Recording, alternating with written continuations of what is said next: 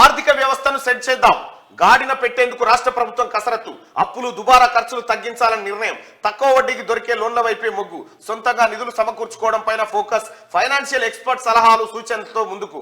ఇప్పటికే ఆర్బీఐ మాజీ governor Raghuram రాజన్తో CM Revanth Bhatti Vikramarka భేటీ, వచ్చే బడ్జెట్ ఉన్నది ఉన్నట్టు రూపొందించాలని అధికారులకు ఆదేశం. ఇక్కడ ఉన్నది ఉన్నట్టు, ఇక ఇక్కడ మనం చాలా కీలకమైన పాయింట్ అది. ఉన్నది ఉన్నట్టు, ఈ ఉన్నది ఉన్నట్టు కథ ఏంది? ఇక ఇక్కడనే అస్సలు కథ బయటకు వస్తుంది. ఈ ఉన్నది ఉన్నట్టు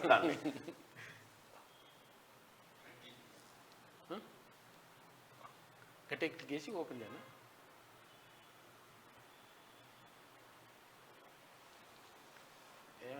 కీబోర్డ్ పెట్టలేకపోతే అవుతుందా? కింద పెట్టాలి. రెండొస్తానే అవునుగా. तो भाई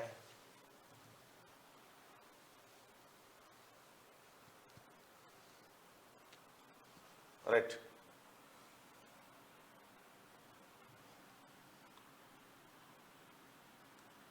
वस्त्र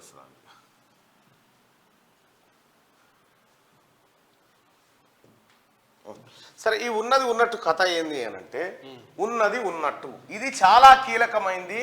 ఇది వాస్తవాలను తెలంగాణ ఫైనాన్షియల్ స్కెల్టన్ బయటికి వచ్చేటువంటి ఒక కార్యక్రమం. ఈ ఉన్నది ఉన్నట్టు ఏందంటే,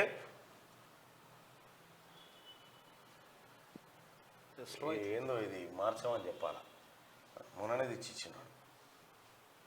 ఉన్నది ఉన్నట్టు అంటే ఏంటంటే, కేసీఆర్ ఏం చేసిండు గతంలో అంటే, పావుల జేబులు ఉంటే రూపాయి చూపించేది సినిమా. మన తాను ఉండేది పావులనే. వదిలేండి వదిలే.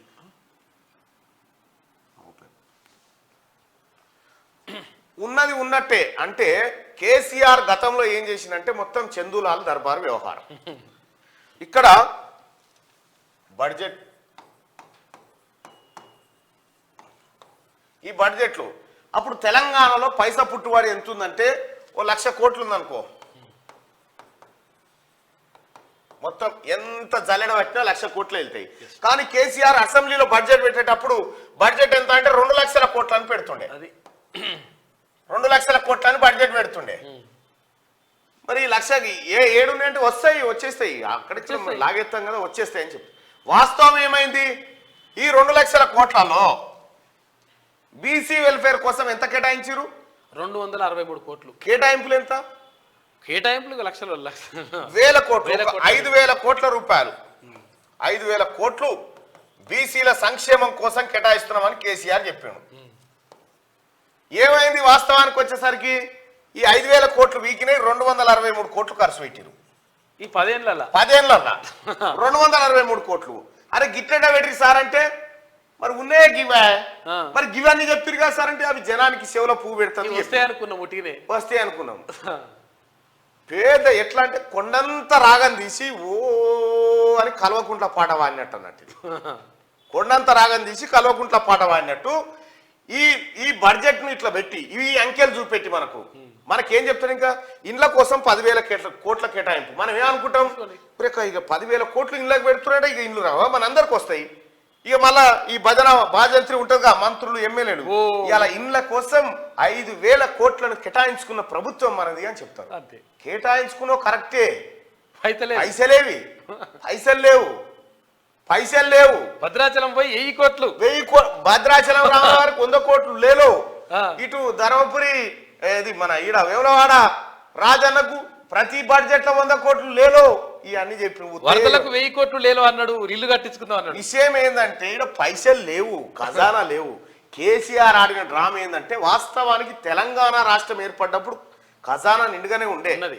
దాని మొత్తం ప్రాజెక్టుల పేరు మీద కరగనాకుడుతోటి దివాలా తీసిపోయింది. మొత్తం దివాలా కూర్చొని తింటే గుట్టలైనా కరుగుతాయి. గదే చేసిండు కేసీఆర్.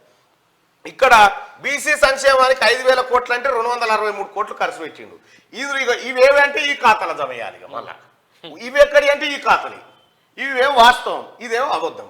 సో ఇట్లా అబద్ధాల అంకెల గారడి కట్టిండు కేసీఆర్. 2,00,000 కోట్ల బడ్జెట్ పెడితే ఖర్చు చేసేది ఎంతనే అంటే మళ్ళీ 1,00,000 కోట్లే.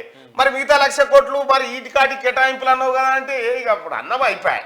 మీరు కొట్టి చూడరు కావాలంటే అలాట్మెంట్స్ ఎన్ని ఉన్నాయి, రిలీజ్ ఎన్ని ఉన్నాయి, అలాట్మెంట్స్ రిలీజ్ ఎన్ని ఉంటాయి మీరు చెక్ చేసుకోరు. అర్థమైపోతుంది. అయితే ఇప్పుడున్నటువంటి తెలంగాణ ముఖ్యమంత్రి రేవంత్ రెడ్డి గారు ఏమంటున్నంటే అరే మన తాను ఎంతుంటే గంతే చూపెట్టు, ఈ బడవాయి మాటలు చెప్పకండి, కేసీఆర్ ప్రభుత్వం చేసిన తప్పులను మనం చేయకూడదు, ప్రజలకు వాస్తవాలు తెలవాలి అన్న ఉద్దేశంతో మనము చెద్దరెంతుంటే కాళ్ళు గంతే మలుచుకొని పండాలి, మన తన జంకాన ఉన్నదని నకరాలు చేయొద్దు అనేది లెక్క.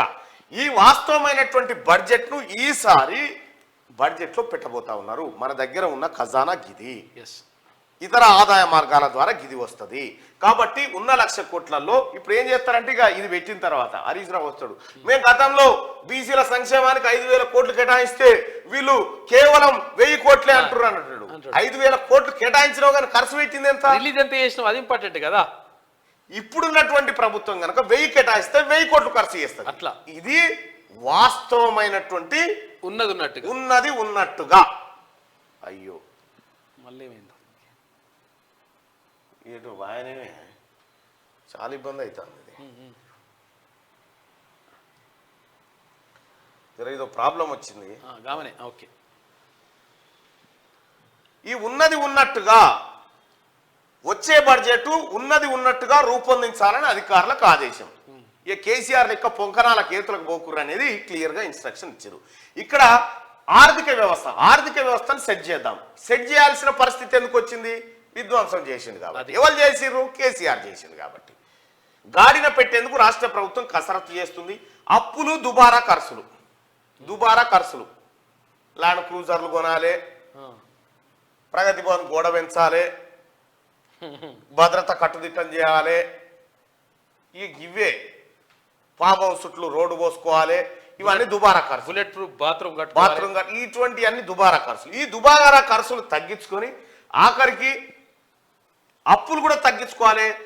తక్కువ మిత్తికి ఏమన్నా అప్పు దొరికితే తెచ్చుకోవాలి. కేసీఆర్ ఎంత అన్నా కానీ మిత్తి ఎగొచ్చోనికి ఏముంటుందా? మిత్తి ఎంత అన్నా కానీ తెస్తా అంటే అంటాడు.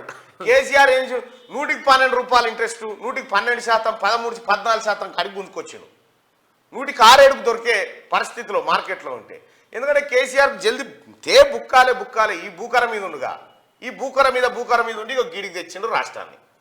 ఇప్పుడు దీన్ని సొంతగా నిధులు సమకూర్చుకోవడం పైన ఫోకస్ పెడతా ఉంది రాష్ట్ర ప్రభుత్వం. అందుకోసమే ఫైనాన్షియల్ ఎక్స్పర్ట్ సలహాలు సూచనలతో ముందుకు పోతా ఉంది. ఇక రాష్ట్ర ఆర్థిక వ్యవస్థను గాడిన పెట్టేందుకు ప్రభుత్వం కసరత్తు మొదలు పెట్టింది. గత బీఆర్ఎస్ ప్రభుత్వం ఎడాపెడా అప్పులు చేయడంతో నెలవారీ కిస్తీలు, వడ్డీల చెల్లింపులతో కొత్త సర్కార్పై భారం పెరిగింది. ఖజానాలో అంతంత మాత్రమే నిధులు ఉండడంతో ఉద్యోగులకు జీతాలు, సంక్షేమ పథకాల అమలు, ప్రాజెక్టుల నిర్మాణం తదితర పనులు చేపట్టేందుకు ఇబ్బందులు పడాల్సి వస్తుంది. దీంతో నిధులు సర్దుబాటు చేసుకోవడంతో పాటు ప్రజల సంక్షేమంపై దృష్టి సారించేందుకు కాంగ్రెస్ సర్కార్ ప్రణాళికలు సిద్ధం చేసుకుంటున్నది. ఇందులో భాగంగా దుబారా ఖర్చులను తగ్గించడంతో పాటు రెగ్యులర్ గా తీసుకునే అప్పుల విషయంలో ఒక క్రమ పద్ధతి పాటించాలని నిర్ణయం తీసుకున్నది.